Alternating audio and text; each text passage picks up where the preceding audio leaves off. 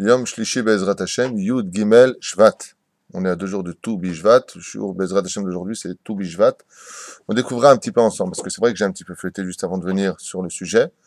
Comme tu l'as très bien précisé, Hacher, c'est que sur Tou Bishvat, on a vraiment une page et demie d'Alacha et c'est tout.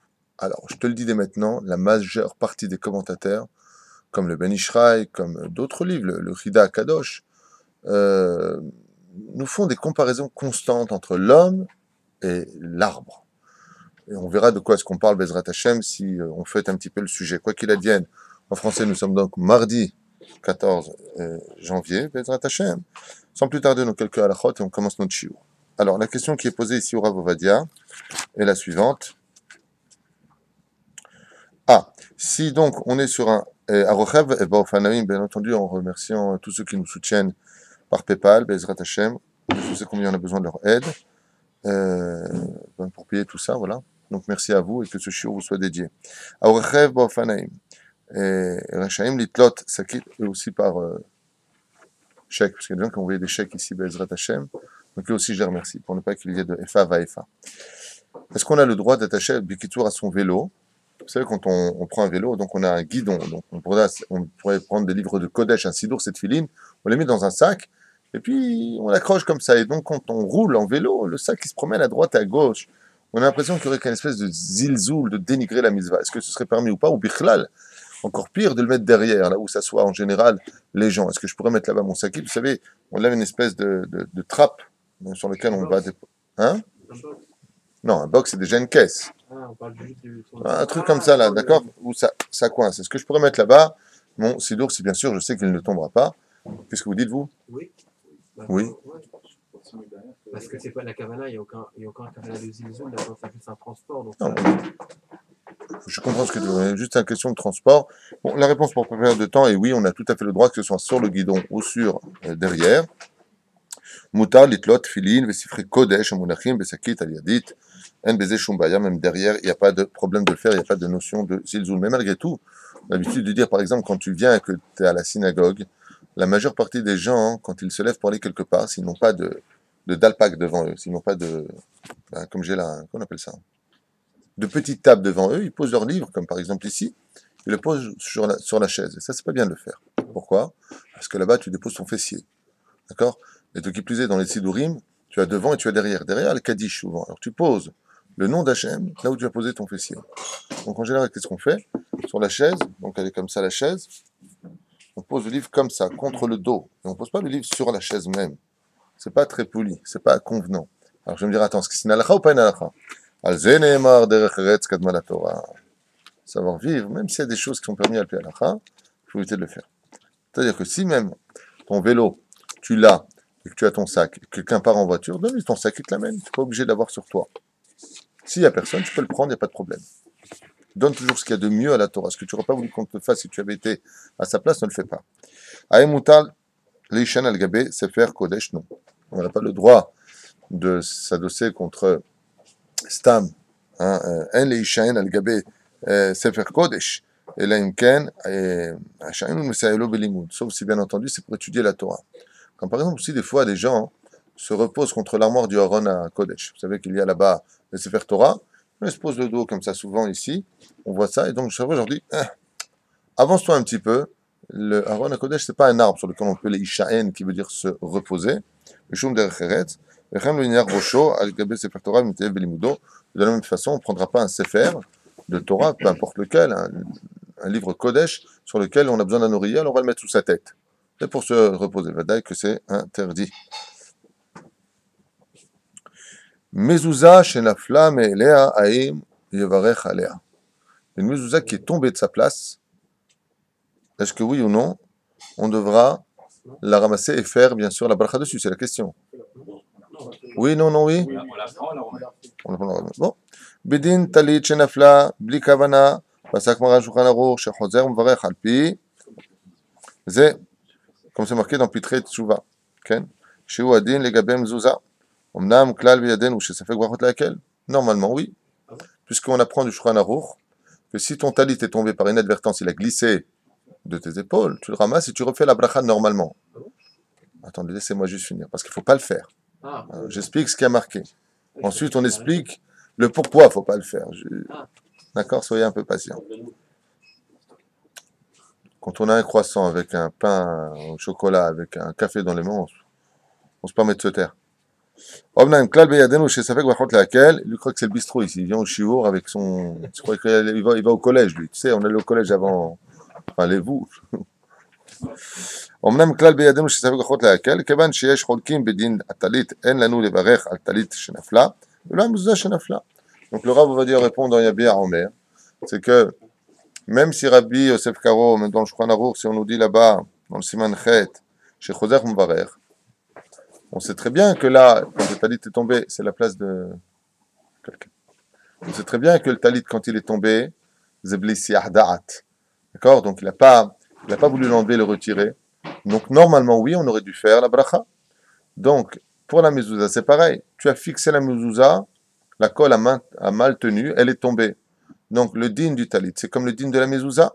Mais si on revient sur le din du talit, étant donné qu'il y a aussi des poskim qui disent que mapitom, afilou shenafal, même s'il est tombé, belo chavana, l'homme evarech alav. Donc, on a une mahloket. Mahloket, on a un conflit. Donc, résultat des courses, ça fait que brachot, leakel. Puisque nous avons une mahlouket, il y en a qui disent que oui, il y en a qui disent que non. Tu vas dire, oui, mais attends, c'est des rabanan. Donc, ça fait que des rabanan, c'est baria. Pourquoi? C'est les kula. Aval, slicha, la mitzvah, elle est des oraita, mais la bracha, elle, en lui-même, elle comprend le nom d'Hachem, qui est des oraita, le Shem Havaya. Tu ne prononceras pas le nom de Dieu en vain. C'est ce qui vient arrêter toute l'histoire. Comme des oraita, c'est les chumra, c'est-à-dire que l'interdit de ne pas prononcer le nom de Dieu est extrêmement grave dans la Torah. J'ai entendu une fois un Tunisien qui a dit Adoba Xera, il a vraiment dit le nom d'Hachem. Oilo Beyomadin, fais attention à ce que tu sors de ta bouche. Ça veut dire malheur à Dieu, mais pas comme ça que ça veut dire. Adoba Xera, ça veut dire que Dieu nous protège de ce malheur. C'est ça que ça veut dire. Mais qui tu es toi pour prononcer le nom d'Hachem comme ça? Qui tu es toi pour prononcer le nom d'Hachem comme ça? Faites très attention de ne jamais jouer avec ça. Ne prenez jamais le nom d'Hachem en vain. C'est pour ça que pas simplement pour le talit et la mezouza, regardez ce qui a marqué. Safek brachot le akel. Shev adiv al ta'aseh. Ne prononce pas le nom d'Hachem. Donc si la mezouza, résultat des courses, est tombée à même le sol et que tu la remets, tu ne refais pas la bracha. Pourquoi? Safek brachot le akel. Mahloket, comme il y a le nom de Dieu à prononcer et qu'on a un doute, dans le doute, le nom d'Hachem, on ne le prononce pas. Deuxième explication, parce que comme ça, les dérabanan et que les koulas. Quoi? ça me fait penser à plusieurs choses. C'est-à-dire qu'à partir du moment où on dit ça fait que brachot laquelle, il y a beaucoup de bikurim, les familles dans la Torah. Là, il y a quelque chose qui me vient à la tête par rapport peut-être au halak, manger halak pour les sfaradim. Alors, il y a un bikour là-dessus. Pourtant, bah, on doit manger halak. C'est-à-dire qu'il n'y a pas eu brachot laquelle en disant bon, bah, alors personne ne mange halak parce qu'il y a un bikour, nous, alors on peut manger comme tout le monde. Avec tout le respect que je te dois, je n'arrive pas à comprendre comment tu peux me mêler du halak à tout cela. C'est juste par rapport au fait qu'à partir du moment où on a dit que dès qu'il y a un bikour, on dit bété rabanan, laquelle, c'est-à-dire qu'on ne va pas le faire. Mais il n'y a pas de victoire sur le halak. On a tous les sfaradim l'obligation de manger strictement halak. Il n'y a pas de victoire sur ça. C'est Bet Yosef Meforash. Il n'y a pas le fait que le ramé n'en parle pas. Non, le fait qu'aujourd'hui, nous n'ayons pas de certitude que le Bédin nous fournisse de la viande halak, alors on va selon le rov, c'est-à-dire la majorité. Comme dit le Rav Yosef dans le Bia Omer, il dit maintenant, si tu as mangé la viande Bédin, alors quoi, tu veux dire que tu as mangé taref? Chaz v'shalom. On ne sait pas ce que tu as mangé, c'est tout le problème. Mais si par exemple, on vient te dire, cette viande, c'est sûr et certain qu'elle n'est pas halak, donc elle est cachère uniquement pour les Ashkenazim, tu n'as aucun rave qui te permet de la manger. C'est strictement interdit si tu sais vadaout qu'elle est. C'est dans l'ignorance qu'une personne qui va manger Bédin peut manger cette viande. Mais si par exemple, maintenant, le shochet, il vient, il fait la vérification, il voit qu'elle n'est pas halak. Si tu manges cette viande, je t'ai mangé taref. Maintenant, si je t'apporte de la viande qui est Bédin, on ne sait pas si oui ou non elle est halak. On ne sait pas. Dans ce cas-là, tu peux la manger. A posteriori, tu pourras la manger, pas a priori. A posteriori, tu pourras la manger. Pourquoi? Parce que comme sur 10 bêtes, il y en a toujours au moins 6, 7 qui sont oui halak, donc la majorité des bêtes sont en général oui halak, sur ce, on est sommaire sur le rov, ça veut dire sur la majorité. Mais si vadaout, maintenant je fais un mouton, une fois on avait fait un mouton d'ailleurs, on avait donc fait pour une iloula, non pas sur le kever, mais pas loin du kever, nous avons fait une iloula avec un mouton. La condition de payer ce mouton était qu'après vérification de ce Imourim, de ce qu'il y avait à l'intérieur, il soit strictement Khalak. Il en a tué 2. Le troisième était Khalak. Bien vérifié. Pourquoi? Parce que s'il nous avait dit qu'il n'était pas halak, donc là c'est vérifié que c'est pas halak. C'est comme si tu manges du sous. C'est comme si tu as mangé du cheval. Le cheval est permis. Sous. La reine sur les chols, une viande. Qui n'est pas halak, bevadaout. Si maintenant on t'a servi, tu as une salle de mariage. Bon, nous, personnellement, je veux la vérité, on est mode mahmir sur le sujet. Ça veut dire que nous, on veut que ce soit vérifié, on veut voir que c'est halak. C'est pour ça qu'il y a la viande halak. D'accord? Donc il y a une vérification qui est faite, un peu plus approfondie sur le sujet, et on veut avec certitude être certain que c'est du halak. Bet Yosef. Mais si Stam, t'as mangé, ta mère, elle t'a fait un plat, t'es à Paris, t'as fait un steak, une entrecôte, beddin, commence pas à lui dire, Hazbe Shalom, c'est pas kasher, mais ça va pas ta tête? Bien sûr que c'est kasher. Bien sûr que même toi, tu as le droit de manger, même si tu es mahmir, que ce soit halak. Pourquoi? Parce qu'on va selon la majorité. Ça fait que halak. Je donne un exemple de la Gemara par rapport à cela. Très rapide. Je vis dans un quartier juif. Donc, on va dire la rue des Rosiers à Paris. D'accord? Pas mal de juifs. Et on rentre quelque part, et on doit poser nos sacs dehors, comme à l'époque. Aujourd'hui, on fait plus ça, mais à l'époque, on faisait ça, on posait nos sacs dehors. Maintenant, on se rend compte que dans la boutique, où il y a à peu près 10 juifs, 15 juifs, tu as 2 goïms qui sont venus, et eux aussi, ils ont posé leur sac de viande. On ne sait pas d'où il vient, parmi les sacs des juifs. Maintenant, quand on sort dehors, on ne sait plus qui est à qui. Est-ce qu'on peut prendre chacun son sac et partir l'emmener? Et qui te dit que c'est pas le sac du goy? Là, la te dit Zemoutard. Pourquoi? Parce qu'on va toujours selon la majorité. Alors, celui qui est mahmir, il va rien prendre, tant pis. Shimevatel. Aval, celui qui l'a pris, il a sur qui compter. Pourquoi? La Gemara nous dit, c'est la majorité qui l'emporte. Yahid verabim al rabim. Donc, voilà. On n'a pas dit que celui qui mangeait pas le mahadrim, c'est comme s'il ne mange pas cachère, c'est pas grave. C'est ce que je viens d'expliquer pendant le temps où tu t'es absenté quelques instants. On se doit de manger strictement halak. On se doit de manger strictement halak. C'est une halacha. Ce n'est pas stam yatsaminakis. C'est pas le Ravodia qui un jour a dit tiens, je vais enquiquiner les enfants d'Israël avec le halak. C'est Rabbi Yosef Karo qui l'écrit noir sur blanc en parlant de la définition de la vérification des poumons. Alors là-bas, il n'y a pas marqué halak spécifiquement, mais on en déduit qu'il faut que ce soit lisse, qui c'est traduit en hébreu par le mot halak, ou en yiddish, si vous préférez, glod kosher. C'est exactement la même chose que le mot halak. Je ne sais pas pourquoi il y a des gens qui me disent j'ai mangé glad, j'ai pas mangé halak. C'est une traduction, hein, baba. Je ne sais pas ce qu'on va vous. Balbelim lachem et amor. Ah non, ça c'est halak, ça c'est glad. Je ne savais pas qu'il y avait. D'accord? Bizarre. C'est comme si je t'appelle Maurice. Tu vas me dire oui. Moshe, tu vas me dire quoi? Oui. Ah non, non, Moshe, non, je ne connais pas. C'est ton nom. Deux définitions. Bien, quoi qu'il advienne, on se doit de manger halak. Ce que j'ai expliqué, une fois de plus et brièvement, c'est que si bevadaout, je sais que cette viande-là, elle n'est vraiment pas halak après vérification, ça bevadaout que tu n'as pas le droit de la manger.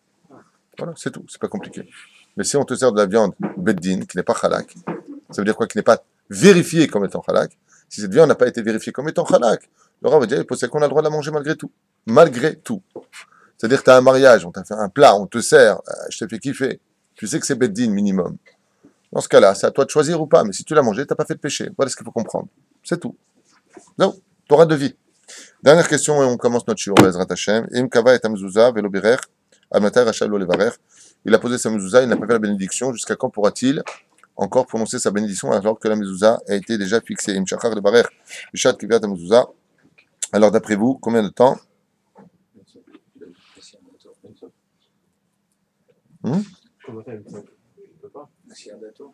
יברך אחר כך ואפילו שעברו כמה ימים כיוון שהיא מצוות מתמשכת, étant donné que c'est une mitzvah qui reste toujours fixée, tant qu'elle est là-bas, il pourra faire la bénédiction. Alors, pour le talit, par exemple, quand on a oublié de faire la bracha, on prend le talit et on le garde sur soi, pas obligé de l'enlever, on dit la bracha et on le secoue un petit peu. C'est pareil pour la souka, d'accord? Tu bouges un peu, comme les tefilines, tu les as mis, tu as oublié de faire la bracha. Oh, qu'est-ce que tu fais? Tu bouges un peu ton talit. Bien, dans ce cas-là, tu ne bougeras pas la mezouza, mais tu poseras ta main dessus. Nous sommes au mois de Shvat, ou Bishvat, Igia, Chaglai, Lanot, Bonire, Ksad, Beyachad, Makodim, Lanou, Chazat, Chodesh, Shvat, ou Aechad, Asar, Beminyan, Achodashim, Shematrilim, Benissan, puisque nous sommes dans le 11e mois hébraïque, à partir du mois de Nissan, bien sûr, Chodesh, ou Betor, Hashana, ou Chamishi, Litishre, Shebo, Matrila Hashana, Bemikre, ou Nikra, Tamid, Achodesh, Ahad, Asar. Dans la Torah, on l'appelle le 11e mois et non pas le mois de Shvat, qui est un nom araméen. Vavihi, Barbaim, Shana, Beashta, Asar Chodesh, Beyom 24, l'Eshte Asar Chodesh ou Chodesh Shvat. Vizé Aïnan. Bon, ici, le rapport des psukim qu'on va essayer de passer.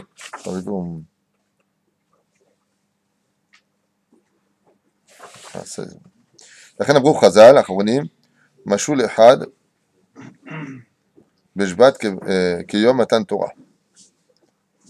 בשישי בסיוון נתנו תורה לישראל, באותו יום מסוגל לקבלת עול מלכות מצוות בכל שנה. אב באחד בשבט, le premier du mois de Shvat, c'est un jour qui est aussi grand que le jour du don de la Torah, apparemment. Av be'echad be'shvat niftachim belibot Israël mayanot chadashim shel Torah. Il faut savoir que le premier du mois de Shvat s'ouvre dans le cœur des Juifs, Be'ezrat Hashem, la possibilité, le potentiel de pouvoir se remplir de Torah qui est mayana mitgaber, kevan shebo beyom natan Israël mishne Torah. V'chol hayamim ele sheben echad Shvat lezayin be'adar misugalim les akot ba'em le koach itchatshut be'esek haTorah ba'mizvot. Il faut savoir que du premier du mois de Shvat puisque là-bas Moshe Rabbeinu il a donné la Torah, il a commencé à écrire la Torah, jusqu'au Zayin du mois de Hadar, ce sont des jours particuliers où l'homme peut, Baruch Hashem, atteindre des niveaux d'études de Torah comme nulle part dans l'année il aurait pu le faire.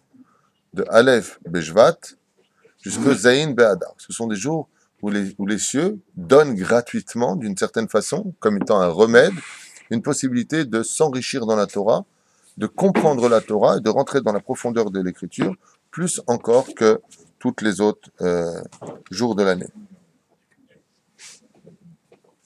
Hamisha Asar Beshvat, donc comme vous le savez, c'est Rosh Hashanah, la Ilanot. Donc là, il parle de ça. Shabbat Nikra Rosh Hashanah, לא נקרא כן אלא לענייננו, זה שנאמר בפרק הקודם לעניין מעשר פירות אילנות, comme on l'a déjà expliqué, pour les lois qui concerneraient la orla, les trumot, les maasrot qu'on apportait au Beth Amikdash, asur b'melacha. Aval en bo asur. Donc bien entendu, il n'y a pas d'interdit de travailler ce jour-là, car ce n'est pas le Yom Tov des hommes, c'est le Yom Tov des arbres. Afal pi meshanim bo mu'at mish'ar yamim, même s'il y a quelques différences malgré tout, c'est qu'on fait un seder avec les pérotes et de qui plus est, on ne dira pas les tachanunim ce jour-là. Okay? Il y a lieu de se comporter un peu comme si c'était Yom Tov malgré tout, le jour de Tu Bishvat Ve'en Omrim Bo Tachanun Ve'lo B'Tfilat HaMincha Shelefanav Kevan Shemalat Hayom Matchila Ima Erev. Donc déjà depuis la Ve'en Osim Bo Esped Lamet, et si quelqu'un décède, on ne fera pas de raison funèbre ce jour-là, car c'est un jour très élevé de par lui-même. Ve'imchal Be'Shabbat An Omrim Av Tov Rahamim Ve'chule Ve'chule. Il y a marqué comme ça, Eretz Rita ou Saura vegefen ou Teena verimon Eretz Zait Shemen ou Dvash. Arei Shifra shel Eretz Israël, veshne mine Dagan, vechamisha mine Perot Ailan, Dvash Amurkan. L'Eretz Israël, quand elle s'est prononcée, elle a été capable d'apparaître selon Zavat Halav ou Dvash, comme nous l'avions expliqué hier matin.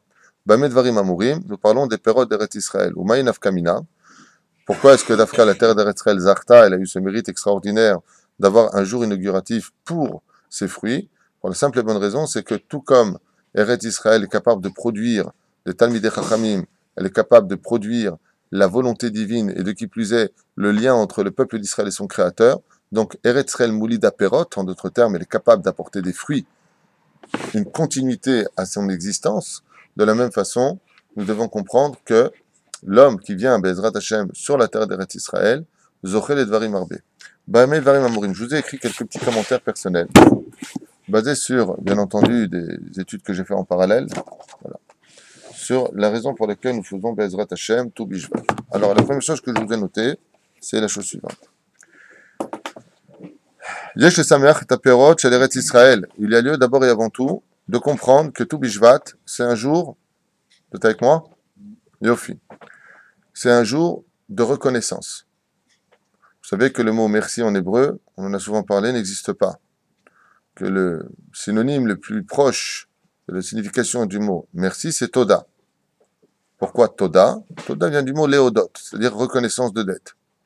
Le fait que nous mangions des fruits Bessimcha dans la joie à Tu Bishvat, les fruits d'Eretz Israël particulièrement, il y a ici une reconnaissance. Et cette reconnaissance, je vous l'ai noté ici, vient du fait que la terre d'Eretz Israël ne nous a jamais trahis.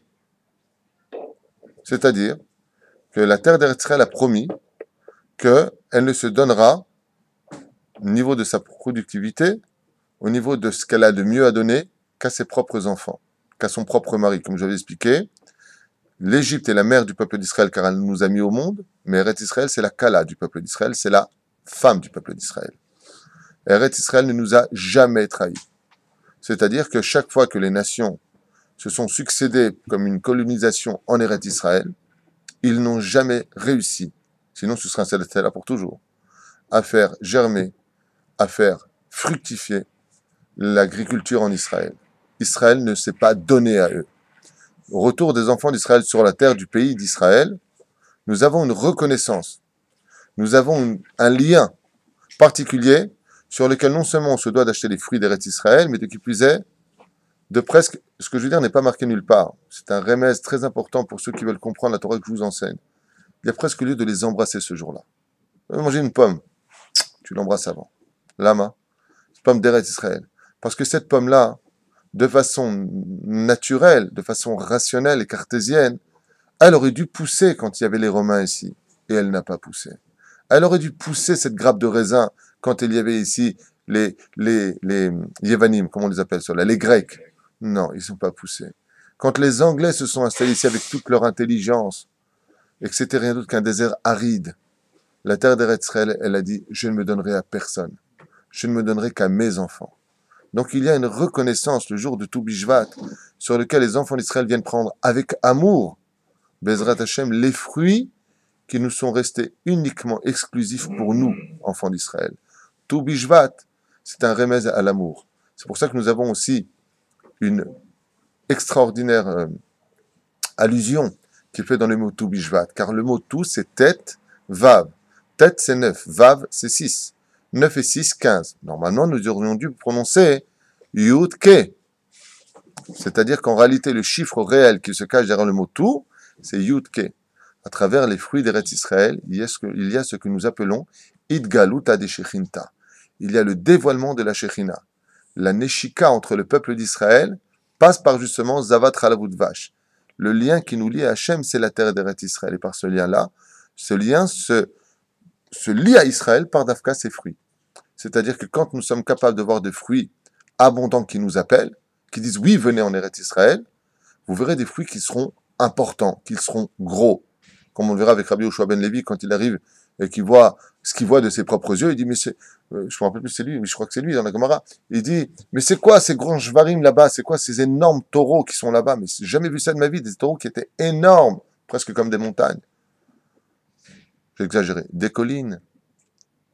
Il lui dit, mais c'est pas des taureaux, c'est des grappes de raisin. C'est vrai que le raisin, quand tu le vois, sur le côté, ça fait un peu un faciès comme ça de taureau.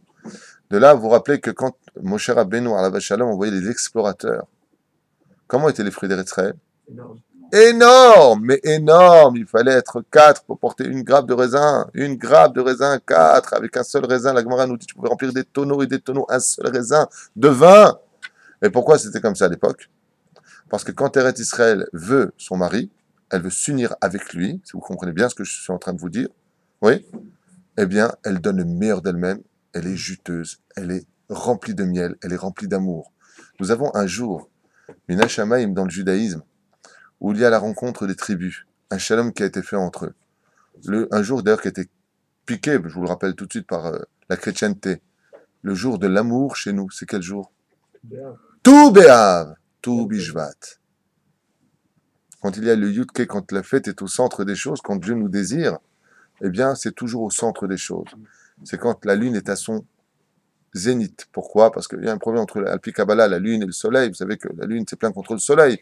En disant, on ne peut pas être deux rois. Alors Dieu lui, tu te rappelles, mais à la fin des temps, la lune grandira. Donc, quand est-ce qu'on voit que le soleil est toujours complet? Toute l'année. Mais la lune, que le 15 du mois, elle est complète.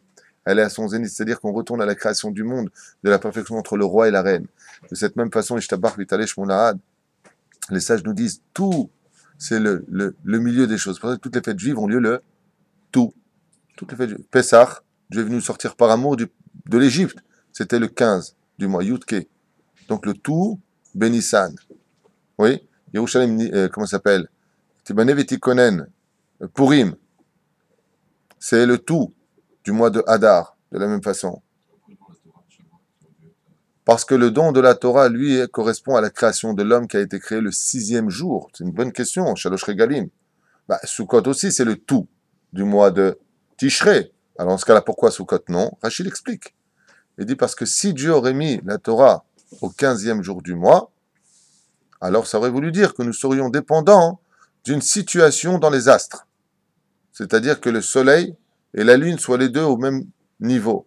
Ça, c'était pas possible. Pourquoi? Parce que la Torah n'a pas de conditions. Elle s'étudie en tout temps et en toutes circonstances. Riche, pauvre, heureux ou pas heureux, tu dois étudier la Torah tous les jours de ta vie. Et comme l'homme a été créé le 6e jour, il fallait bien lui faire comprendre que le 6e jour perdait sa signification s'il n'étudie pas la Torah qui a été donnée le 6e du mois de Sivan. C'est pour cela que tous les jours s'appellent Yom Echad, Yom Sheni. Par contre, Yom 6 se dit Yom Ha-Shishi. Et Rachid dit pourquoi il y a pourquoi s'il y a un démonstratif ou un adjectif, je ne sais pas comment on dit en français, peu importe, pourquoi il y a un He devant? Pour dire que ce jour-là sera donné la Torah aussi, le jour de la création de l'homme, parce que l'homme n'a aucune signification d'avoir été créé s'il n'étudie pas la Torah, puisque sauf Maaseh, Marshava, Techila. Donc l'homme et la Torah, c'est le but essentiel de la liaison qu'ils ont entre lui et le monde de la Torah. Yom HaShishi. C'est pour ça que ce jour-là n'est pas donné d'Afka le Tedvav. וזה מה שכתוב, ובאו אומות העולם, הנה, וכעצי ארץ ישראל, לא נתנו את יבולם. La terre d'Israël n'a pas voulu donner ses pérotes. Donc nous avons une akarat atov. C'est pour ça qu'on se doit d'être heureux ce jour-là. Il n'y a pas de espède, on ne fait pas de tahanounim. C'est un jour, excusez-moi pour ce que je vais employer comme mot, comme la femme a son migvé, ce soir-là, il y a une intimité.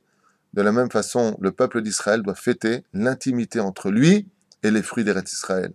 C'est-à-dire que si je devais donner une petite métaphore, comme on dit en français, je vous dirais que c'est le jour où enfin on dit à sa femme, après tellement d'absence, après 2000 ans d'absence, je n'oublierai jamais que tu ne m'as jamais trompé.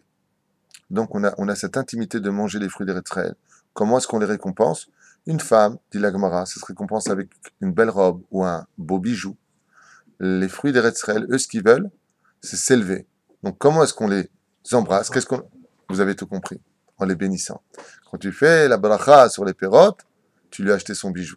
Aeleta oto minaetz le dargat adam. Tu as fait montrer le fruit, qui était donc un végétal, au niveau de Adam, c'est-à-dire au niveau de l'homme. Donc c'est quand même une rencontre qui va au-delà de la fête des fruits. Bon, ça c'est un peu c'est mes commentaires hein, pour l'instant. D'accord? Les légumes, Rav.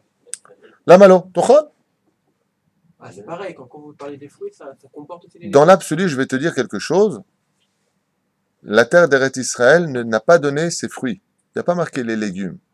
Parce que les légumes, ce n'était pas vraiment un problème. Et ce qu'il faut savoir, c'est que le sucre, le miel qui s'écoule des fruits, ont une particularité que les légumes n'ont pas. Par exemple, les sages nous disent, quand tu n'as pas le moral, mange sucré. Le sucre a quelque chose d'extraordinaire dans le domaine physionomique chez nous. Il intervient sur des cellules qui vont réaviver l'homme. Tu vois, quand tu fais une brit mila à un bébé, tu lui mets un peu de vin sucré dans la bouche, qu'est-ce qu'il fait? Ça remonte le moral. C'est pour ça qu'on souhaite, Bezrat Hashem à Rosh Hashanah, une vie qui soit douce et metuke, shana tova mutuka, kadvash. Que ta vie soit douce et sucrée comme le miel. Pourquoi tu parles de metuka, matok? Pour dire que c'est agréable à vivre. Donc, les légumes, combien sont-ils importants dans notre vie de tous les jours, au niveau des fibres et de tout ce qu'elles dégagent? Elles ne sont pas comme les fruits. Le fruit, c'est quelque chose de tellement particulier que même le Hamoti Lechem ne les comprend pas dedans. Il y aura la bracha pour eux. Parce qu'ils sont un espèce de réconfort pour le peuple d'Israël. D'où le Gan Eden à Tarton qui est rempli de vergers et de fruits. Deuxième explication, Bikesh Moshe Rabbeinu alav shalom, il y a marqué là-bas, je vous dis encore un truc, bien sûr ce que je vous dis, c'est moi qui l'ai noté, mais c'est pas de moi, c'est pas de mon esprit, c'est des réflexions que j'ai eues sur des midrashim que j'ai lus dans d'autres livres. Donc je vous les ai notés ici par rapport à la fête, parce que aussi elles ont un rapport et un lien direct, bien sûr. Vous vous rappelez que Moshe Rabbeinu alav shalom a demandé de rentrer en Eretz Israël. Rashi intervient et nous dit, d'accord, dans la paracha de... Alors, Vaïtranan. Ouais, on dit tous comme ça que je donne la réponse. Dans la paracha de Vaïtranan, Moshe, Vaïtranan, donc Vaïtranan, Moshe, il a demandé, je t'en supplie Hachem, n'est-ce pas, rentrer en Israël. Et Rashi nous écrit quelque chose de bizarre. Il nous dit, ce n'est pas pour manger des fruits d'Eretz Israël qu'il a voulu rentrer. pourquoi tu me parles des fruits d'Eretz Israël? Tu me disais, c'est pas pour aller à Eilat au casino. Je comprends, mais pourquoi tu me parles à la fois des fruits? Ou aller au Kotel, ou pour construire le temple? On aurait pu penser que Moshe aurait pu... Pourquoi d'Afka les fruits? Agnien. Vela, velo leenot mituva. Et ce n'est pas pour profiter non plus de la grandeur de ce que ce pays peut nous offrir. Alors pourquoi? Et là, Kedé les Kayem est à mitzvot. Pour faire les mitzvot en Eretz Israël, qui sont dépendantes de Eretz Israël. Car vous savez qu'à peu près 80% des mitzvot de la Torah ne peuvent se vivre qu'en Eretz Israël. Donc l'importance pour mon cher Rabbeinu de rentrer vivre ces mitzvot. Donc Rachid nous dit, ce n'est pas pour notre Ta'anouganou, et ce n'est pas pour manger des fruits d'Eretz Israël que Moshe Rabbeinu a voulu rentrer en Eretz Israël, mais pour faire les mitzvot. L'exemple qui est donné doit réveiller chez nous réflexion. Pourquoi la seule chose que Moshe Rabbeinu aurait trouvé, c'est-à-dire pourquoi est-ce qu'on aurait pensé plus exactement une fraction de seconde que Moshe Rabbeinu serait rentré pour manger les fruits d'Eretz Israël, comme s'il n'y aurait pas de fruits en Chutz La'aretz. Il y a aussi des fruits ailleurs. Il y a des fruits exotiques d'ailleurs que tu trouveras peut-être certainement pas ici.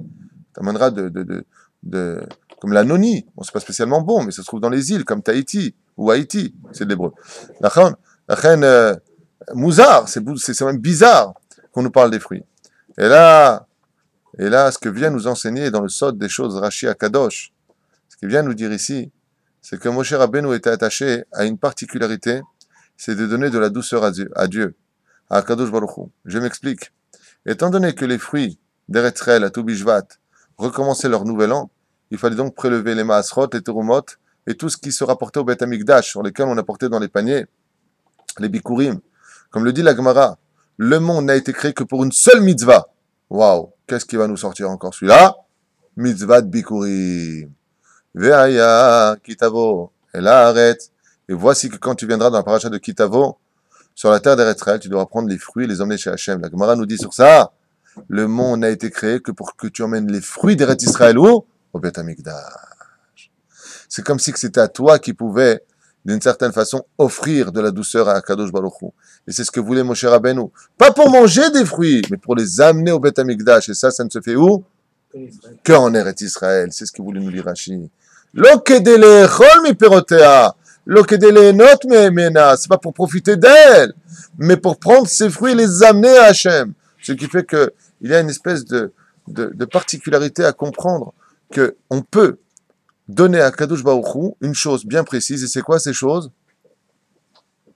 Eh bien, c'est les fruits d'Eretz Israël. Comme si qu'il y avait un retour au propriétaire avec les échers, avec le Yovel sur les fruits d'Eretz Israël. Mashma d'ici que vous comprendrez très clairement que les fruits d'Eretz Israël sont comme des diamants aux yeux d'Hachem.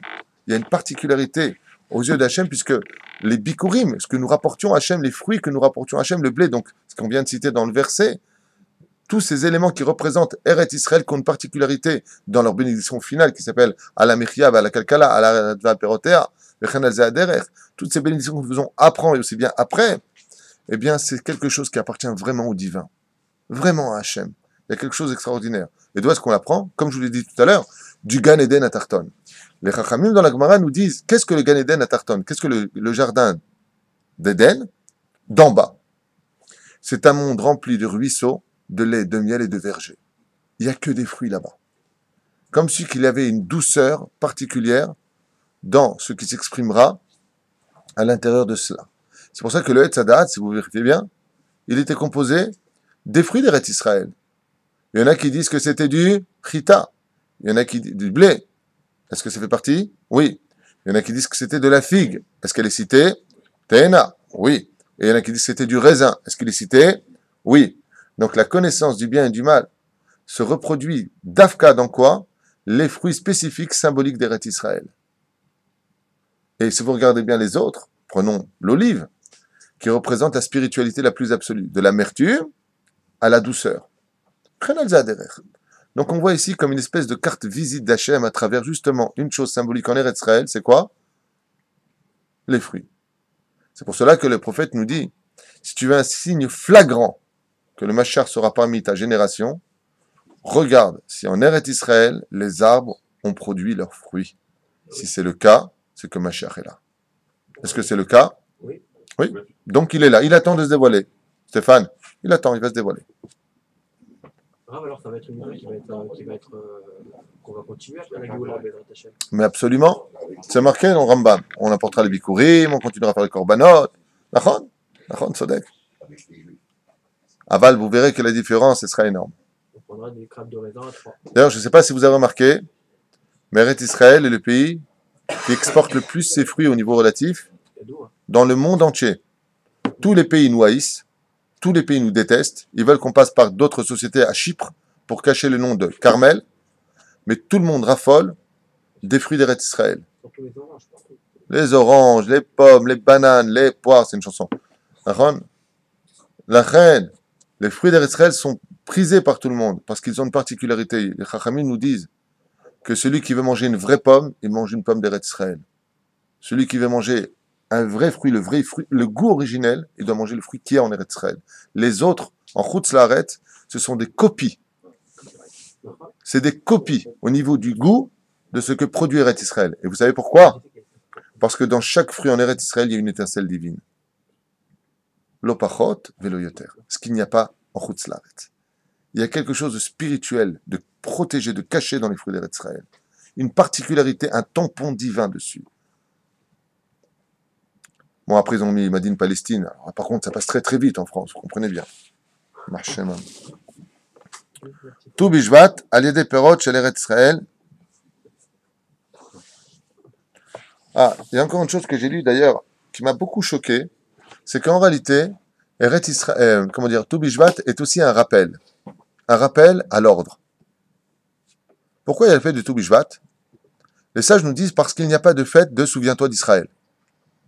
Il y a marqué effectivement dans les Teilim, je crois 137 si je ne m'abuse, peut-être que je me trompe, c'est pas important, mais c'est pas loin en tout cas. Im eshkachech Yerushalayim, tishkach yemini tibak lekshoni lechikim loskerichim. Souviens-toi de Jérusalem, ça on l'a. Mais ça on l'a que le jour où on se marie, c'est le verset que l'on dira. Mais c'est une misva qui dans l'absolu est midite. Mais quand tu vis entre cette galoute infernale à Paris par exemple, où tu n'es jamais sorti d'Égypte, rue du Caire, rue d'Aboukir, ouais, t'es dans ton train-train habituel, métro boulot, dodo, ouais, tu as un mec qui dit, alors Jérusalem, tu y penses? Hein? Ouais, je vais en vacances, mais pas à Jérusalem, à Eilat. Faut être franc. Est-ce qu'on a un jour, d'après vous, qui commémore, souviens-toi d'Israël, dans l'année? Non. Bon, alors, il a fait ce que tu viens de dire. Yom HaAtzmaut, mais c'est récent. C'est 65 ans d'histoire. Je te parle de 2000 ans d'histoire. Ça vient pleurer le temple. Je parle d'Eretz Israël. Écoutez bien ce que je viens de vous dire. Jérusalem, ça parle. Quel est le jour anniversaire où on doit se souvenir automatiquement d'Eretz Israël? Tout Bishvat. Tout à l'heure on est dedans. Tout Bishvat, c'est les fruits d'Eretz Israël, les Trumot, Maasrot. Donc, quand tu viens et que tu arrives à ce jour, pendant ces 2000 ans de galoute où nous étions en galoute, les sages nous disent, Tout Bishvat était le signal de rappelle-toi de ta terre. Parce que les fruits d'Eretz Israël, on ne parle pas des fruits de Paris, on parle de la province, on ne parle pas des fruits de Londres ou des États-Unis, on s'en fiche. On vient te rappeler les fruits d'Eretz Israël, ce qui fait que même aux États-Unis, quand ils apportaient les fruits à même la table, en Europe de l'Est, ils apportaient ces fruits-là, ils pleuraient les fruits d'Eretz Israël. Et Eretz Israël, en fin de compte, se symbolise par un fruit, c'est-à-dire qu'on aurait peut-être dû mettre une grappe de raisin sur le drapeau d'Eretz Israël. Parce qu'en réalité, ce qui symbolise le plus Eretz Israël, ce sont ces fruits. Les fruits d'Eretz Israël. C'est d'ailleurs que les kibbutzniks, il y a une mitzvah de planter son arbre en Israël. Ce n'est pas une mitzvah citée dans les 613 mitzvahs de la Torah. Mais il y a une mitzvah d'enjoliver Eretz Israël, et chaque arbre en Eretz Israël prend sa signification. Rappelez-vous, le Midrash vient nous rappeler que quand nous sommes sortis d'Égypte, nous sommes partis prendre le 50e jour, donc le jour de Shavuot, soit le 6 Sivan, la Torah. Une faute a été commise, mais on sait que Dieu se sert de l'erreur des hommes pour mettre ses plans personnels en application. Qu'est-ce qui s'est passé en Eretz Canaan? Je vous en prie. 7 peuples vivaient sur notre terre. Sachant que les enfants d'Israël venaient de recevoir la Torah, ayant entendu les 10 plaies en Égypte, et de qui plus est la mer Rouge, où tout le monde tremblait, ils ont dit il n'y a qu'une façon d'empêcher les enfants d'Israël de venir sur cette terre. Et le Midrash nous raconte quelque chose d'invraisemblable. Les 7 peuplades ont scié tous les troncs d'Eretz Israël. Il n'y avait plus un seul arbre de tout Eretz Israël. Et c'est ce que va demander Moshe Rabbeinu. Regardez s'il y a des arbres ou s'il n'y en a pas. Bon, c'est du pshat, c'est du drash plus exactement, c'est beaucoup plus profond que ça, on parle du tzaddik. dans l'absolu. On parle du sroud d'Eretz Israël. Mais qu'est-ce qu'ont fait les Hébreux? Les sages nous disent que Dieu n'a pas voulu emmener les enfants d'Israël sur la terre d'Eretz Israël parce qu'on avait retiré un peu la beauté d'Eretz Israël. Eretz Israël doit être belle. Ce qui a fait le fait que nous ayons tourné. Combien de temps il faut attendre pour qu'un arbre devienne beau et adulte? 40 ans. C'est les 40 ans dans le désert. On a attendu 40 ans dans le désert parce qu'ils avaient scié les troncs. Il fallait 40 ans pour que ce tronc reprenne son état initial et donne ses fruits. La reine Aïnou Tzrichim Lechakot, que quoi? Qu'Eretz Israël nous montre sa beauté. Quand Israël donne ses fruits, c'est une femme qui est maquillée et prête pour son mari. C'est ça le jour de tout. Non pas Béhav, mais le tout, Bishvat. Une réunification des Shvatim, un amour sur le peuple d'Israël entre l'homme et sa terre. Parce que si tu veux comprendre Hachem, il faut Bezrat Hachem rentrer sur ce lien physique qui est métaphysique. Et d'où est-ce que tu apprends qu'il est métaphysique? Alors je vous ai fait une note ici importante. Voilà, c'est marqué ici. Donc dans Masechet Ktubot, où on nous parle beaucoup d'Eretz Israël et de la valeur de la terre d'Eretz Israël, chose qu'on a fait déjà et refait sur plusieurs volets, on nous parle de... Oui, il a fait merde, Rabbi Yoshua ben Levi, je ne me suis pas trompé, j'avais parlé de lui. D'accord? Et il dit comme ça. Donc il est arrivé dans un endroit qu'on appelait Gavla, nous sommes dans Masechet Ktubot à la page 112, nous rappelle le Ben Ishra ici, à Kadosh. Shayuk Dolim Ad Meod Meod, il a vu là-bas, Abrahat Ashkoliot, Gefanim, Shebakarem. Donc il a vu comme ça des... Shayuk Dolim Ad Meod, Achini Mulo Keagalim. Il a vu, il pensait que c'était des bœufs, comme je vous l'ai dit tout à l'heure. Enfin, des Agalim, c'est des veaux. Erim Rabbi Yoshua, et Kolo Vekara, Agalim ben Agefanim. Il a dit quoi? Est-ce qu'il y aurait des Agalim? Oh, aidez-moi, nous. Des veaux parmi les Kerem, comment on dit en français? La vigne. Vous ne m'aidez pas beaucoup. Hein. Amroulo Ansha Makom. Non, Agalim, qu'est-ce que tu racontes? Ce ne sont pas des taureaux. Ce sont des grappes de raisin. Rabbi Yoshua ben Vema. Eretz. Si c'est ça, Eretz Israël. Waouh! Lemi atmotia perotair. Pour qui est-ce que tu sors des fruits si beaux? Ah, l'arrivée malalou shamdou alenu bechataenu. Est-ce que tu veux dire que tu as créé ces fruits-là pour les Arabes qui ont pris notre terre parce que nous avions fauté à l'époque? Venez, le marche à Ta'am. Donc ça, c'est la question qu'a posée Rabbi Yoshua. La Gemara ici pose une question, enfin le Ben Israël pose une question exactement sur la Gemara, il dit, comment il a appelé Eretz Israël? Je répète, Eretz. Combien de fois il a appelé Eretz Israël? 2 fois. Et la question que pose le Ben Israël sur cette Gemara est de dire, pourquoi est-ce que Rabbi Yoshua ben Levi, quand il voit les fruits d'Eretz Israël, il dit 2 fois le mot Eretz. Pourquoi 2 fois? Eretz.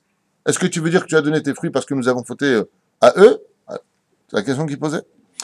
שהטעם כפל לשון רבי יהושע תשונו אמר ארץ הוא פעם אחת כנגד החלק הגשמי שבארץ ישראל והפעם כנגד החלק הרוחני שבארץ ישראל. Et voilà que Rabbi Yoshua vient nous livrer, le Ben Ishraï nous dit ici qu'il y a une étincelle dans chaque fruit en Eretz Israël, ce que je vous ai dit. Eretz pour le fruit lui-même et Eretz pour la spiritualité qui est dans chaque fruit d'Eretz Israël. Mais regardez, ça va plus loin. Le Ben Ishraï nous dit, en réalité, Rabbi Yoshua, ce qu'il a vu, quand les fruits ont donné, la terre d'Eretz a donné ses fruits, il a regardé le ciel à ce moment-là, et qu'est-ce qu'il a vu? Il a vu la Yerushalayim d'en haut, il a vu le Israël d'en haut, il a vu que les pérodes d'en bas étaient les pérodes d'en haut. Eretz Pa'amachat Keneged Haaretz Ha'iliona, la terre d'Eretz Israël en haut, ou Mashpia Shefa ala Haaretz Hatachtona, et donc qui donne de l'abondance à Eretz Israël d'en bas. C'est pour ça qu'en Eretz Israël, dans Masechet Ta'anit, quand on se conduit mal, la première punition qui vient sur nous, c'est quoi? La sécheresse. Et la sécheresse frappe d'abord et avant tout qui en premier? Les arbres d'Eretz Israël. Ils pourrissent et ils sèchent quand les fruits ne tombent plus en Eretz Israël, quand les fruits ne sont plus là. C'est que dans les cieux, ça pleure fort sur nous. Donc c'est un signe ici de distinction sur notre conduite. Quand il pleut, Geshamim, Yesh Beracha. C'est ce que cela donne. En d'autres termes, si tu viens en Eretz Israël et que tu vois que la terre est très abondante, elle donne de superbes fruits, c'est que la situation est quand même bonne. Je n'ai pas dit que c'est parfait, mais qu'elle est quand même bonne. Voilà, c'est un signe. Tu veux savoir où est-ce qu'on est dans le pays?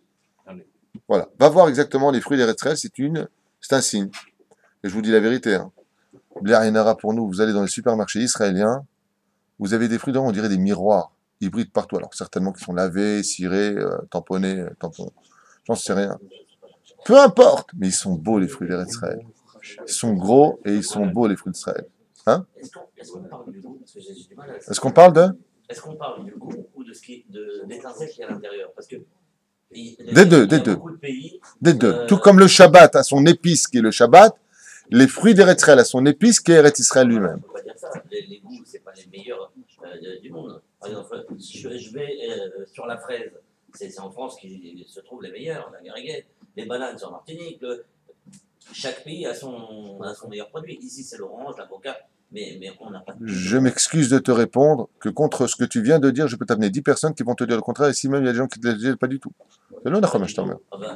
Les fraises, ils n'ont aucun goût. Ils sont Ça, c'est une question de goût. Je ne suis pas d'accord avec toi. Moi, personnellement, j'ai mangé des fraises en France pendant une longue période. Je vais manger ici, je ne suis pas d'accord avec toi. Mais Khila, chaque pays a son... et moi, je te répondrai que les goûts, les couleurs ne se discutent pas. Non, Atat, Sodek, peut-être sur certains points. Maintenant, on voit que tous les grands restaurants, quand on s'approvisionnait en France, quand on faisait des repas, la fraise, c'était sûr, c'était la France, c'était la gariguette. La banane, on prenait des petites de Martinique. L'ananas, c'était vraiment chacun son. Peut-être. Je ne sais pas quoi te répondre. C'est une majorité. Les légumes sont énormes. Moi, j'ai connu une personne qui a mangé une banane en Israël, parce qu'on est producteur de bananes, producteur, on dit, de bananes à un très très haut niveau. Il m'a dit, franchement, la banane israélienne, enfin, comme ça il disait, pas du pays d'Israël, mais n'a rien à voir avec la banane qu'on mange en France. Ça, ce que tu dis, c'est pas objectif. Je suis pas d'accord avec toi. Même si de l'autre côté, je ne suis pas d'accord avec toi, tout comme toi tu viens de le dire, je peux t'amener d'autres personnes qui peuvent te dire exactement le contraire. Donc, qui a raison, qui a tort, c'est pas important. Il y a quelque chose de particulier dans les fruits d'Eretz Israël. Maintenant, tu viens de prendre 2 fruits ou 3 fruits. L'ananas, c'est pas particulier à Israël. Le raisin, là, je pense que tu fais une grosse gourde en parlant comme ça. Il est reconnu dans le monde entier, le raisin d'Eretz Israël. Donc, déjà là, tu fais une grosse gourde, hein, je te le dis. Je pense que les meilleurs fruits sont exportés aussi. Alors ça, c'est la deuxième réponse que je voulais donner. C'est une enquête qui a été faite. C'est que Davka, et ça, c'est une enquête qui est vraie, ce que tu viens de dire. J'ai vu l'émission où les agriculteurs disaient que il faut savoir qu'en Israël, les meilleurs fruits sont exportés. Et que ce que tu as sur le chouk en Israël, c'est les pires des fruits. C'est ce qui reste. Un exemple, la tomate en France, il y a 12 sortes. Ici, il y en a 2. Parce que ce n'est pas notre spécialité. Ce n'est pas notre culture. On va dire qu'on n'est jamais en France sur la tomate. C'est pas des bons fruits, quoi. J'en sais rien. La France a une bracha, et on en parlera ce soir, parce que le shiur de ce soir est basé sur les secrets de la France, si tu veux. Et elle a produit aussi une particularité, ce qu'on étudiera ce soir. Aval, n'oublie pas une chose, chaque pays a sa spécificité. La Gemara nous dit dans Masechet Ktubot, tout ce qui existe en Chutz Laaretz existe en Eretz Israël. Tout, absolument tout. Si aujourd'hui on ne l'a pas découvert, c'est parce que nous sommes encore voilés par trop de péchés. C'est ce qu'enseigne la Gemara. Akol nimtza be'eretz Israël. Il y a tout ici. Donc tout bot. Akol. Tout ce qui peut exister sur le domaine des montagnes. La Suisse, tu l'as ici. Le Chamonix, tu l'as ici. La Côte d'Azur, tu l'as ici. T'as même ce qu'il y a là-bas, tu l'as ici aussi. Aval t'as tout en Eretz Israël. Et les fruits d'Eretz Israël, leur particularité, c'est qu'en réalité, ce que tu dis est vrai et c'est faux. Parce que je me souviens qu'il y a à peu près 12-13 ans de cela, si je ne m'abuse, j'avais vu une émission où les agriculteurs disaient, mais quand ils viennent pour exporter, donc c'est vrai qu'ils achètent cher, parce que vous vous rappelez que les fruits d'Eretz Israël sont vendus très cher en Chutz Laaretz, mais ils ne choisissent que les meilleurs. Ce que vous avez ici sur les habits, qui sont déjà très très beaux, c'est le reste. Les meilleurs partent, ne sont pas là. Quand tu mangeras une fraise d'Eretz Israël qui a été exportée par la Chypre pour bien cacher que ce n'est pas d'Eretz Israël, sinon ce ne sera pas acheté, et que tu seras en France, tu te poseras peut-être la question. Je ne sais pas. Je ne sais pas. Par exemple, je donne un exemple concret et inadmissible. Un des plus grands producteurs de blé dans le monde, c'est nous. La farine. Elle est exportée où, notre farine? Aux États-Unis. Qu'est-ce qu'on apporte, nous? La farine la plus pourrie du monde. C'est celle des Américains. Ils ne savent pas la faire. Ils ont une malédiction dans leur blé, eux. Ouais. C'est ce qu'on apporte en Israël. Quand tu achètes de la farine ici, c'est de la farine américaine. Et elle est où notre farine à nous? On est bourré de champs. Elle est où notre farine à nous? Elle est achetée à prix d'or. Ça, c'est ce qui est caché. Donc toi, tu t'es tenu derrière, devant le chita. Oui. On est un des plus grands producteurs de blé. Le blé israélien, c'est le meilleur au monde. Alors nous, qu'est-ce qu'on fait? On prend celle de la France parce qu'elle est raffinée. Le nachon, mais va qu'elle est raffinée. Mais la nôtre, elle est meilleure. Mais le problème qu'il y a, c'est que la nôtre, notre chair étant au gouvernement pour des raisons pécuniaires ou autres, peu importe, l'exporte. On exporte tout ce qu'il y a de meilleur en Israël chez les Goïms. Et le meilleur pour nous, on nous l'intéresse. Mais ça, c'est voulu par Dieu. Pourquoi? Justement pour qu'on en arrive à faire encore des comparaisons. Quoi qu'il advienne, pour en revenir, tes opinions sont... Il y a plein de gens qui diraient peut-être comme toi, et peut-être des... Je te rappelle que tu es dans la confiserie, donc tu sais aussi de quoi tu parles, tu n'es pas fou. Mais de l'autre côté, tu manques de renseignements sur Israël. Ce qu'on t'apporte dans les meilleures conditions ici, c'est le pire de ce qui reste d'Israël. Alors imagine si tu avais le meilleur dans les mains. Je te l'affirme. C'est pas inventé. Je ne travaille pas pour la Sortnout, nous pour Eretz Israël. Je parle au nom de la Torah. Si tu avais raison, ça ne me dérangeait pas. Mais je te l'ai dit, il y a des fruits par exemple qui n'existeront pas ici. Les dates, c'est le meilleur. Bon, ben, il y en a qui va dire non, les dates les meilleures, c'est celles du Maroc. Non. Tout le monde sait que les dates d'Eretz Israël ont un goût particulier. Tout le monde te le dira. Seulement, il faudra mettre un carton écrit bien en arabe là-bas, et donc le temps, ah, ça c'est des vraies dates. Tu sais d'où ça vient? Tu sais combien de choses ont été découvertes? La preuve en est aujourd'hui. Les Arabes en France, ils ont fait des enquêtes pour voir les sociétés si ça venait pas d'Eretz Israël. Ils ont fait quoi? Un boycott. Tu sais par quoi on passe, nous? Allô? Des fois, tu prends des produits français. Ah, voilà, goûte. Ça vient de chez nous. Seulement, comme on peut pas marquer Made in Israël, si tu marques Made in Palestine, oui, déjà ils ont fait sur Internet. Vous avez vu sur Internet? Facebook. T'envoies un truc, sur Facebook international, c'est marqué Palestine. Même pas marqué. Vous comprenez la guerre qu'on a? Donc, oui ou non, je veux simplement te dire. Hein? Non, je connais quelqu'un, je connais beaucoup de monde dans les fruits et légumes en France, où ils marquent vraiment sur les étalages produits espagnols quand ils viennent vraiment d'Israël, pour pas perdre de clients. Ouais, il vient de te le dire à l'instant, lui qui a travaillé, parce qu'il était Gilgoul de Cajo, lui, lui vient de te le dire à l'instant, quand les fruits viennent d'Eretz Israël, les gens que tu as connus qui t'ont dit ouvertement, ils marquent venus d'Espagne. Par exemple. Ouais, Hacher, il est là pour te le dire. Tu parles de choses que tu as vues. Ah, mais c'est des trucs que je connais, Des gens qu'il connaît personnellement, qui reçoivent d'Eretz Israël par toutes sortes de blablabla, et marquent sur les cajots, ils enlèvent, ils mettent dans les cajots, Espagne. Ah, viens goûter. Je sais pas. Ouais. Comme ils viennent d'arrêter encore la semaine dernière, le groupe d'Equipote, vous avez entendu parler de ça en France? Alors ce sont des Ukrainiens qui viennent en France, de la Yougoslavie aussi. Ils viennent bien entendu avec toutes sortes de choses. Ils ont des titites sur eux, d'Equipote, et on appelle ça le groupe d'Equipote. Et la police maintenant a enfin compris que, c'est ce qui est marrant, c'est que la police, ça a été filmé, hein, je vous le dis directement, vous pouvez le voir sur YouTube, ça a été filmé, et dit, bah oui, la police explique donc à la caméra, ils viennent avec des calots sur la tête, enfin des quipotes, ouais, et puis des titis, donc quand les gens les voient dans la rue, ils sont tranquilles, vous voyez ce qui sort de la bouche d'un non-juif, ouais, alors comme ça, il sort de la voiture le pied à biche, le couteau, toutes sortes de choses qui étaient cachées là-bas. Il dit alors, tu vas à la synagogue? Non, non, pas synagogue. Ah oui? Parce que sinon, je t'aurais demandé de faire le schéma. Ah, le mec, il connaît, hein. Parce que t'as une kippa, tu dois connaître au moins des choses. T'es juif? Non, pas juif, pas juif. Qu'est-ce que tu fais avec la kippa? Copain juif, copain juif. Hein? Vous verrez quand la vérité sortira, toutes ces belles fraises dont tu me parles. Alors, ces belles fraises qu'on t'a amenées de France, tu vas être surpris à la fin des temps. Il y a marqué que le monde entier sera totalement effrayé. Qu'est-ce qui peut effrayer un homme au monde? Plus que tout, la vérité. Tu verras la vérité à la fin des temps. Je ne suis pas en train de dire qu'on est les meilleurs. Je ne suis pas en train de dire qu'on est les pires. Je dis simplement qu'on a faussé la réalité des choses depuis des années et que Bezrat Hashem, à la fin des temps, vous verrez et vous serez bouche bée. Ah, c'est marqué dans les Sfarim Doshim. L'un des buts principaux du Machar, c'est de retirer le voile de vérité. Pour qu'on voit tous la vérité maintenant.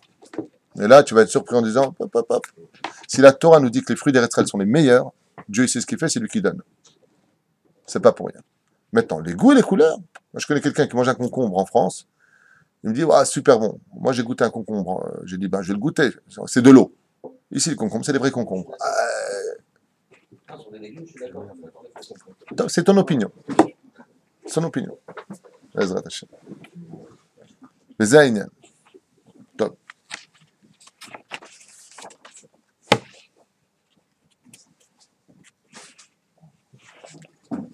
Je vous avais noté aussi שנייה אחת. הנה, regarde, j'ouvre ici מן השמיים. Le Ben Israël, il dit, שבח החיטה שבארץ ישראל. Les louanges du blé d'Eretz Israël. En kemo chita d'Eretz Israël. Il n'y a pas comme le blé d'Eretz Israël. Nous, יותר מזה. הגמרא מספרת במסכת כתובות שבשבחת ארץ ישראל ואומרת כי בארץ ישראל אפילו שאה אחת הייתה מגיעה לשיעור 50 שעה. la grosseur, la beauté, la grandeur, le goût. ונראה לפרש את הכוונת הגמרא היא שכאשר היו מגבלים את החיטים במים, היו החיטים מפני רוב חשיבותן. וסופגות מים, quand tu mettais le blé d'Eretz Israël dans l'eau, ça devenait comme des éponges. Tellement il était pur, tellement il était bon, tellement il était doux, ce blé. Mais shur rav, quantité absolue. Kol kach ad shayu megiot lefi chamesh mishurei hakodem. C'est-à-dire qu'il prenait, quand tu prenais 1 kilo de blé, tu le mettais dans l'eau, tu obtenais de ce même kilo de blé pour 5 kilos de blé, uniquement au contact de l'eau d'Eretz Israël. Bon, c'est abracadabra ce qu'on est en train de dire. Tu prends 1 kilo de blé en France, 1 kilo de blé en France. Ici, non. Pour te dire. J'ai tourné une page Mina Shamaim, comme si Dieu me dit, attends, je vais t'aider un petit peu face à un pro de la notion. Sauf Got Maim, Vaya Bechitim, Mesubim Shelaem, Koar Gadol Ivloa Maim Rabbim Kolkach, Bezou Shifra Shel Eretz Israël. Et ça, c'est le meilleur blé du bon, dit. Regarde combien les fruits en Eretz Israël étaient bénis d'Hachem. Nemar ba pasuk, Eretz Asher Lo, parce qu'on est au Chalba, je vais prendre un autre.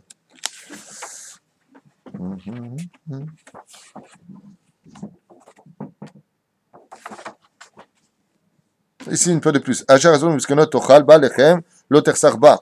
Au bureau. D'ailleurs, la preuve en est, dans la paracha de Bechukotai, il y a marqué si vous faites Torah Mitzvot, alors vous mangerez très peu, vous serez déjà rassasié. Pourquoi tu me le dis, rassasié? Pour te dire que la qualité qui se trouve dans les fruits d'Eretz Israël et dans la nourriture en Eretz Israël est une qualité qui te rassasiera beaucoup plus vite que la qualité d'ailleurs. Pour finir, juste un petit parallèle entre l'homme et l'arbre, puisque tout le monde en parle. Je finirai mes 5 dernières minutes avec vous sur ce sujet. Quand on vient et qu'on nous dit qu'il y a Adam ou Etz Hasadeh, car l'homme, c'est l'arbre des champs, on vient nous faire comprendre un parallèle très important entre la productivité d'un arbre. Un arbre, c'est une vie. Tout comme nous avons du sang, il a sa sève. Tout comme nous avons un tronc, il a son tronc. Tout comme nous avons des yeux, l'arbre lui-même voit. Ça veut dire quoi, il voit? Haïtzim, ro'im ou margishim. On a un respect à avoir vis-à-vis d'eux, comme on ne peut pas couper un tronc d'arbre fruitier, sinon tu perds ta vie, ta propre vie dans l'année. Ils nous disent, les chacham, fais attention. Tu ne peux pas déraciner, plus exactement, un arbre fruitier, parce qu'il a une notion de vie. Les chachamim nous disent, quand tu coupes une branche d'arbre, cet arbre hurle. Seulement, ça va des 4 points cardinaux, et ce n'est pas audible. Audible, ok. Audible. Hein? Quand on le déracine. Tout comme nous avons des cheveux, l'arbre a ses cheveux. Tout comme nous sommes capables de donner des fruits, c'est-à-dire d'avoir des enfants, l'arbre lui aussi est capable de donner des enfants. C'est pour cela qu'un des signes de bénédiction en Eretz Israël, la Gemara nous dit que quand viendra le Melech HaMashiach, il n'y aura plus un seul arbre, srak. Mazé srak, stérile. En Eretz Israël, vous avez des arbres qui donnent des fruits, et vous avez des arbres qui donnent rien. Ce sont des arbres, pachout. Quand viendra le Melech HaMashiach, Be'ezrat Hashem, tous les arbres d'Eretz Israël donneront des fruits encore jamais connus. Donc là, tu ne pourras pas faire de comparaison, parce que c'est encore jamais connu. Be'ezrat Hashem, des fruits qu'on ne connaît pas. Nouvelle recette, nouveaux fruits, Be'ezrat Hashem. De là, on vient nous dire, quand viendra le Melech HaMashiach, il n'y aura plus un juif qui ne sera pas productif dans ce monde. C'est pour cela que quand on mange des fruits d'Eretz Israël, on doit faire un Kal Vachomer. Quoi? Cet arbre qui vient du monde végétal, qui est devenu un arbre, il est capable aujourd'hui de me faire à moi une bénédiction sur un fruit qu'il a produit lui-même. Alors pas plus forte raison, moi, enfant d'Israël, qui suis un homme, donc à l'étage au-dessus, ne suis-je pas capable moi-même de produire des enfants, pri bitncha, comme on dit des enfants dans le ventre de la maman en hébreu, le fruit de tes entrailles. Tu n'es pas capable de faire des enfants sur lesquels on pourra faire des brachot. Baruch Hashem ezeyel et diafé. La chen yesh ashva'a, tu bishvat, se trouve placé où? Si vous avez bien remarqué, toujours dans la période de Tikkun Abrit. C'est toujours Bemesher Tikkun Abrit. C'est quoi Tikkun Abrit? La réparation de la Brit Mila qu'on appelle Shovavim, Shuvu El Hashem. Arrêtez de faire des bêtises avec la Brit Mila. Et si vous avez bien remarqué, quand vous prenez une Brit Mila, donc il y a la Hatara, il y a le morceau, donc le chelek, comme on dit en français, je ne sais pas comment l'expliquer. Donc le prépuce a été coupé et on a retourné, d'accord? En dessous de la brite, quand l'enfant grandit, dessous, vous avez exactement la forme d'un arbre. C'est complètement naturel. C'est-à-dire que dessous, c'est tiré, et dessous mamash, ça forme exactement la forme d'un arbre. Pourquoi? De là-bas sort la semence de l'homme qui donnera des fruits. Otov, aura. Ça dépend de ce qu'il aura eu comme pensée. Quand on vient à Bezrat Hashem, à Toubishvat, et Chachamim nous disent regarde, apprends de celui qui est en dessous de toi. L'arbre, qui est un végétal, il a été capable de donner des fruits qui sont montés sur ta table, sur lesquels tu vas dire des bénédictions. Est-ce que toi, qui es un homme, tu pourras en dire pareil de tes enfants? Est-ce qu'un jour tu pourras dire des bénédictions sur eux? Comme il y a marqué, Ashrei Yolad Techa, heureuse la mère qui t'a mise au monde. Donc il y a un parallèle qui est fait entre l'homme et les arbres, sur lesquels nous avons beaucoup à apprendre d'eux.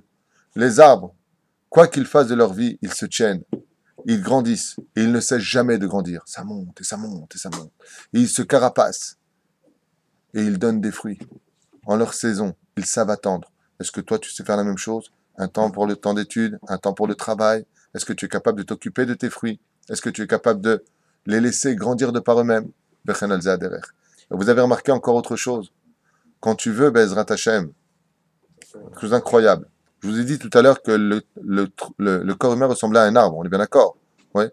Qu'est-ce qui représente tes cheveux? C'est les branches. Tu poseras la question à des comment on appelle ça, ceux qui s'occupent de la nature, là, ceux qui s'occupent des... J'ai oublié le nom. Non, pas naturaliste. Bon, j'ai oublié le nom, peu importe. Écologie botanique. Si tu veux que ton arbre redevienne fort, il faut lui couper les branches. Botanique, ce que j'avais dit alors. Vous êtes plus français que moi, j'ai jamais été à l'école, je connais plus de mots que vous, bande de nazes. En tout cas, vous le pouvez leur demander, tu coupes. Les Chachamim disent dans la Kabbale, si tu veux réaviver ta neshama, il faut couper tes cheveux courts. Il ne faut pas avoir des cheveux longs. Et l'arbre, c'est exact. Non, toi, t'es foutu, toi, plus de cheveux du tout. Il me regarde, tu es là en me disant, moi, je suis bien. Hein? Moi, j'ai le chapeau, c'est tout. C'est marrant parce que dans cette synagogue, grâce à Dieu, quand on vous regarde tous, on dirait qu'on fait tous partie du même plan. On est tous crâne rasé, kippa noir. Quoi qu'il advienne, de la même façon que l'arbre se réavive quand on coupe ses branches, il produit encore plus d'énergie. Bezrat Hashem, eh bien, nous le retrouvons dans toute son énergie avec cette même mise en pratique. Et pour finir, j'aimerais vous dire, avant de vous quitter aujourd'hui, un des principes fondamentaux de la Shnat Hashmita sur laquelle nous allons, Bezrat Hashem, bientôt nous plonger, puisque Shnat Hashmita, c'est tout particulièrement le tikkun, la réparation des arbres, des verdures et des champs en Eretz Israël, puisque les Hacher nous ordonnent de les laisser dans une totale position d'abandon. On doit les laisser, en d'autres termes, pourrir. On doit les laisser mourir. Ça fait partie de notre mitzvah de Shnat Hashmita. Sur ce, essayons de comprendre plus profondément pourquoi nous avons la Shemitah. Qu'est-ce que vient nous commémorer la Shemitah? Vous savez que dans l'origine des choses, les arbres ont un libre arbitre. D'où est-ce qu'on l'apprend? De la faute originelle, puisqu'il y a marqué là-bas que Dieu ordonna aux arbres de donner des arbres qui soient eux-mêmes fruits. Les arbres ont fait un calcul en disant ça va pas, non, si nous-mêmes on est des fruits, ils vont nous bouffer les mecs. Donc on va être des arbres qui donneront des fruits. Arrache de moi des choses, mais ne me prends pas moi-même. Sur ce, les arbres ont désobéi à Akadosh Baruch Hu. Étant donné qu'ils ont désobéi à Hachem, ils ont été aussi punis. C'est pour cela que là, le Zohar vient nous rappeler les 10 malédictions de l'homme, les 10 malédictions de la femme, les 10 malédictions du Nachash et les 9 malédictions de la terre. Maintenant, cette terre, comme elle a été désobéie, elle a été aussi maudite. Où est-ce que c'est marqué? Toujours dans la Torah, dans la Maj. C'est Bereshit. Maudite est la terre à cause de toi. Pourquoi est-ce que la terre aurait-elle été maudite?